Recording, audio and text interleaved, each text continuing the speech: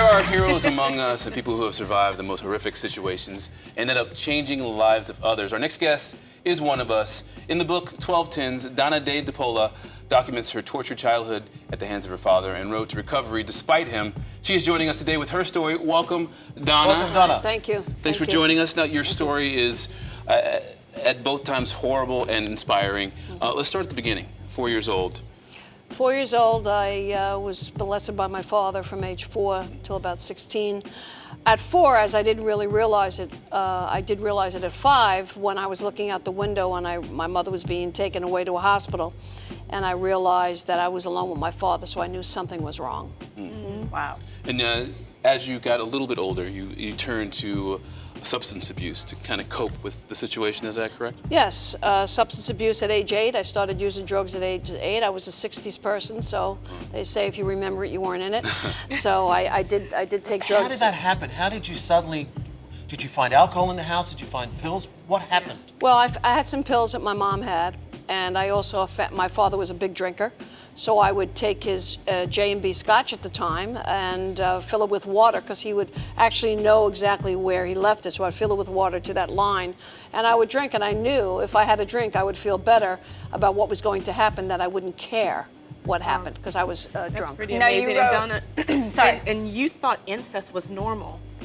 Yes, I did. At that time, and it's very interesting. At what point were you able to get out of that situation? Well, I didn't think it was normal. Well, not normal, but that's a good word, because as a child, whatever you do, you're taught to accept those things. So I accepted it.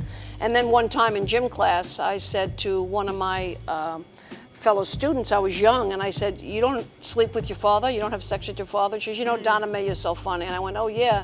And that's when I realized it wasn't the thing to do at that particular point. I think it was about 10. And you finally, at 17, got out of the house. Yes, yes.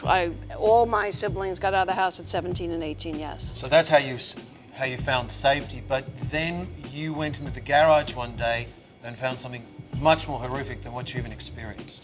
Well, it wasn't in the garage, or garage, as you say. I wasn't thinking of garage, but Well, that's you know, it's my crazy accent. You're trying to make me something. Garage.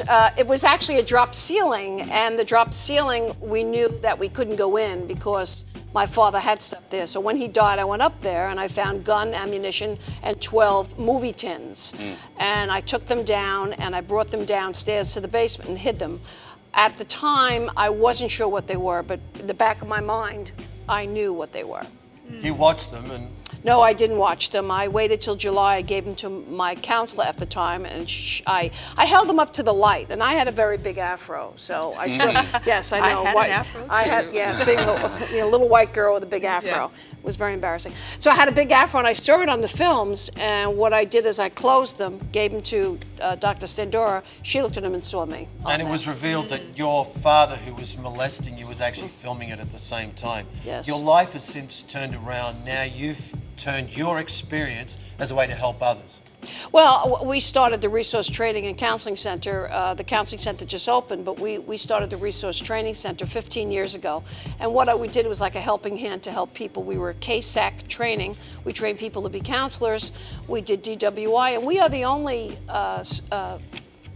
facility in New York that has a recovery support line that's free. If you're in recovery in New York, you can call that line and get a helping hand through your recovery. Well, I think this is just amazing that not only have you been able to write this book, which I'm sure was extremely painful. I mean, just before you came in, all of us were talking about your story, and you know, our producer who was talking to you has girls, and I have boys, and she was saying, I mean, it's just heart-wrenching to think about what you went through, and now to counsel people with drug and alcohol abuse, and I mean, it's just, hats off to you, Donna Mae. Yes. I mean, I commend you. How did you clear your heart? I mean, you just have such a beautiful... My humor. I don't know why, but I humor. feel it. I feel it really deeply. We all Sitting right feel next it. to Well, you, you know? thank you. I feel that I shouldn't make my mess, as Robin says, my mission. I feel if I can't help people what happened to me, there's no sense that it have happened to me. I would have never even wrote the book if it wasn't for my partner, Donna Ray, because I wouldn't have put that in words. And when I did write it, I read it. We are, and we're so speak. thankful that you put it into words. For more information on her book and her resource center, go to our social media sites to learn a lot more about Donna. Thank you for joining But us. she's you for staying having with us. me. You were She's staying with us. Thanks for a for while, staying with yeah. us, and Patrick with the tears. It's such a heartwarming I mean, I feel story. her right next to me. I mean, I can't explain it. I feel the pain that you went through. Thank you. Yeah. And thank you for being so courageous and sharing it, because you really are changing lives. Thank you.